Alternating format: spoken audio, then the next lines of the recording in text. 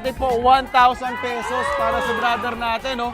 Ganun lang kasimple mga kapuso. Sa mga malulupit pang food adventures at mga palengke hopping natin, laging tumutok sa inyong pambansang morning show kung saan laging una ka, unang hirit! Salamat sa pakitambay mga igan. Ano yung Anjo? Wala. Kung ngayon, naramdaman natin ang bagsik ni Betsy. Ayan. Tama? Betsy? Betsy ba? Betchin? Ako, Betchin. Ano ba yun? Betsy? Ah, siya ba? Yung kanina. That's my character. Sorry. Bukas abangan nyo. Dahil isang premiadong kontrabida, bibisita rin sa unang hero.